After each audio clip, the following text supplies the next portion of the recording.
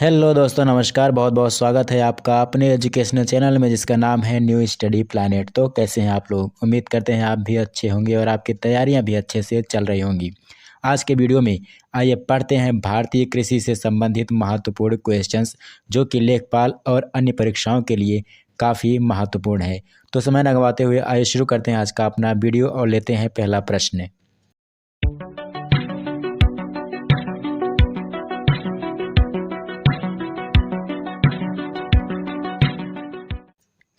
हमारा पहला प्रश्न है, भारत की कुल भूमि का कितना प्रतिशत कृषि कार्यों में लगा हुआ है? विकल्प हैं 52.7%, 56.9%, 65% या फिर 70%। तो सही उत्तर क्या हो जाएगा? सही उत्तर हो जाएगा 52.7%। अगला प्रश्न है, भारत में लगभग कितनी प्रतिशत आबादी कृषि कार्यों में कार्यशील है? 50%, 54%, 70% या फिर 65%। कितनी प्रतिशत? तो सही उत्तर हो जाएगा यहाँ पे 54, 54%। अगला प्रश्न है, भारत की जीडीपी में कृषि क्षेत्र का योगदान लगभग कितना है? 14.1%, 26.1%, 28.3% या फिर 55.40%। तो सही उत्तर हो जाएगा यहाँ पे 14.1%। नेक्स्ट है, सन 1950-51 में भारत के जीडीपी में कृषि क्षेत्र का योगदान कितना था? 50%, 55.40%, 40% या फिर 10%। तो सही उत्तर हो जाएगा विकल्प बी 55.40%। नेक्स्ट है, भारत में प्रथम कृषि गणना कब की गई थी? 1947 में, 1950 में, 1970 में या फिर 1975 में? कब की गई थी प्रथम कृषि गणना? तो सही उत्तर हो जाएगा 1970 में। नेक्स्ट है, भारत में कितनी धारिता वाले किसानों को सीमांत किसानों में शामिल किया जाता है? 1 हेक्टेयर, 2 हेक्टेयर, 3 हेक्टेयर या फिर आखिरी विकल्प है 4 हेक्टेयर। कौन सा सही हो जाएगा? तो सही उत्तर हो जाएगा विकल्प ए 1 हेक्टेयर। निम्नलिखित में से किस समिति ने कृषि जोत पर कर लगाने की संस्तुति की थी? नायक समिति, रंगराजन समिति, राज्य समिति या फिर भूतलिंगम समिति? तो सही उत्तर हो जाएगा यहाँ पे विकल्प सी राज्य समिति। ठीक है। नेक्स्ट है, भारत में कृषि जोतों का आकार घटने का क्या कारण है? उत्तराधिकार का नियम, भूस्वामित्व की लालसा, उपरोक्त दोनों या फिर उपरोक्त में से कोई नहीं? तो सही उत्तर हो जाएगा विकल्प सी उपरोक्त दोनों, उत्तराधिकार का नियम और भूस्वामित्व की लालसा दोनों। नेक्स्ट है, भारत में सिंचाई का सबसे महत्वपूर्ण साधन कौन सा है? नहरें हैं, कुएं हैं, नलकूप हैं या फिर आखिरी विकल्प तालाब हैं? सबसे महत्वपूर्ण साधन कौन सा है? तो सबसे महत्वपूर्ण साधन है भारत में सिंचाई का नहरें। नेक्स्ट है, भारत में हरित क्रांति किस क्षेत्र में सर्वाधिक सफल रही है? गेहूं और ज्वार, चाय और कॉफ़ी, गेहूं और चावल या फिर गेहूं और आलू? सही विकल्प कौन सा है? तो यहाँ पे जो सही विकल्प है गेहूं और चावल।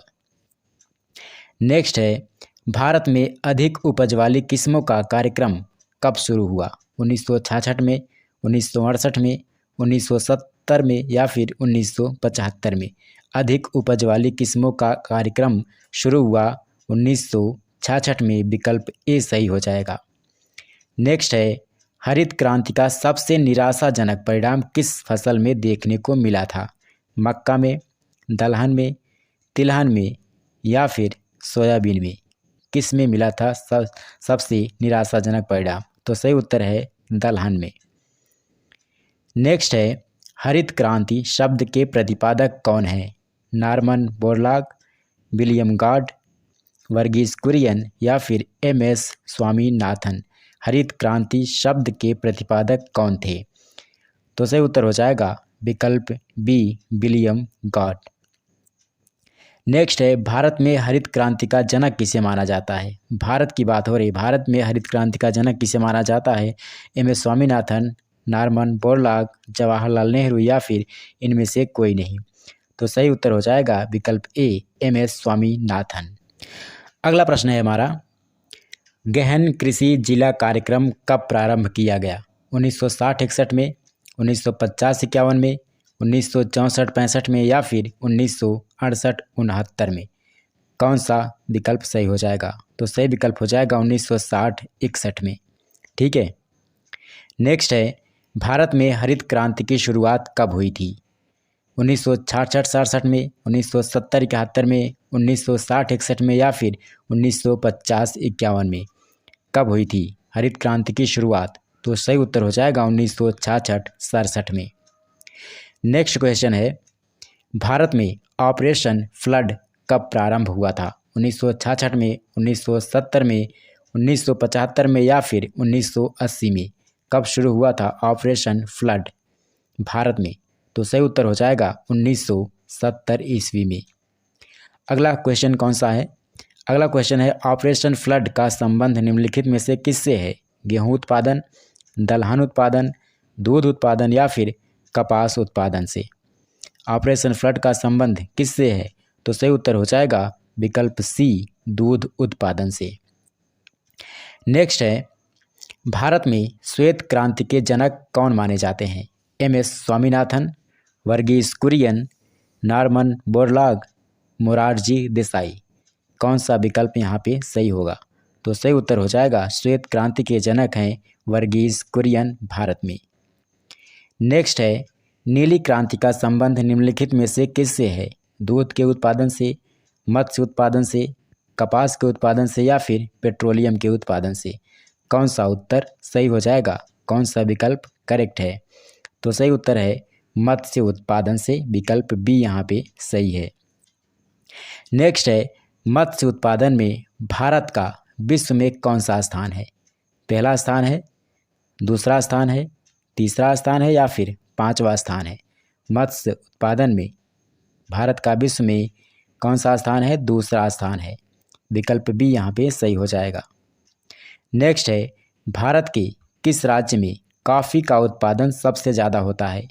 केरल में, कर्नाटक में, असम में या फिर चौथा विकल्प है आपका तमिलनाडु में? कहाँ पे होता है कॉफ़ी का उत्पादन सबसे ज़्यादा भारत में? तो सही उत्तर है कर्नाटक में। अगला प्रश्न है, उर्वरक के उत्पादन में भारत का विश्व में कौन सा स्थान है? पहला स्थान, दूसरा स्थान, तीसरा स्थान या फिर चौथा स्थान? खाद के उत्पादन में, उर्वरक के उत्पादन में भारत का विश्व में जो स्थान है वो है तीसरा। ठीक है। नेक्स्ट क्वेश्चन पे चलते हैं। अगला प्रश्न है, एशियाई मत्स्य उत्पादकों में भारत का कौन सा स्थान है? यानी एशिया में आपको बताना है कि भारत का कौन सा स्थान है मत्स्य उत्पादन में, पहला, दूसरा, तीसरा या फिर चौथा? तो यहाँ पे जो सही उत्तर हो जाएगा दूसरा। पहले स्थान पर कौन है? पहले स्थान पर है चीन। नेक्स्ट है, भारत का उत्तर प्रदेश निम्नलिखित में से किसके उत्पादन में पहले स्थान पर है? खाद्यान्न के उत्पादन में, दूध के उत्पादन में, गन्ने के उत्पादन में या फिर उपरोक्त सभी के उत्पादन में? तो सही उत्तर हो जाएगा विकल्प डी, उपरोक्त सभी के उत्पादन में उत्तर प्रदेश पहले स्थान पर है। नेक्स्ट है, भारत में सर्वाधिक दालों का उत्पादन करने वाला राज्य कौन सा है? मध्य प्रदेश, उत्तर प्रदेश, ओडिशा या फिर महाराष्ट्र? कौन सा विकल्प सही विकल्प है? तो यहाँ पे जो सही विकल्प हो जाएगा विकल्प ए हो जाएगा, मध्य प्रदेश, दाल का सबसे ज़्यादा उत्पादन करने वाला। नेक्स्ट है, मूंगफली उत्पादन में कौन सा राज्य अग्रणी है? मूंगफली के उत्पादन में कौन सा राज्य सबसे आगे है? गुजरात, महाराष्ट्र, तमिलनाडु या फिर आंध्र प्रदेश? मूंगफली के उत्पादन में जो राज्य अग्रणी है वो है गुजरात। नेक्स्ट है, भारत में दूध की प्रति व्यक्ति दैनिक उपलब्धता कितनी है? 204 ग्राम, 750 ग्राम, 290 ग्राम या फिर 900 ग्राम? कौन सा विकल्प सही होगा? प्रति व्यक्ति दैनिक उपलब्धता है 290 ग्राम, सही उत्तर। अगला प्रश्न है, भारत की मिट्टी में किन दो तत्वों की कमी उर्वरकों के उपयोग को आवश्यक बनाती है? नाइट्रोजन और लौह, फास्फोरस और नाइट्रोजन, एल्युमिनियम और लौह या फिर पोटेशियम और फास्फोरस? तो सही उत्तर हो जाएगा फास्फोरस और नाइट्रोजन। ठीक है। तो दोस्तों इस वीडियो में फ़िलहाल इतना ही। अगले वीडियो में एक नए टॉपिक के साथ मिलेंगे, तब तक के लिए नमस्कार। और हाँ, अगर ये वीडियो आपको अच्छा लगा हो तो वीडियो को लाइक कीजिएगा, शेयर कीजिएगा और कमेंट करके हमें अपना फीडबैक ज़रूर दीजिएगा। और अगर चैनल पर नए हैं तो चैनल को सब्सक्राइब ज़रूर कर लें, ताकि हमारे द्वारा अपलोड किए जाने वाले वीडियोज़ की नोटिफिकेशन आप तक सबसे पहले बिना रुकावट, बिना बाधा आसानी से पहुँच सकें।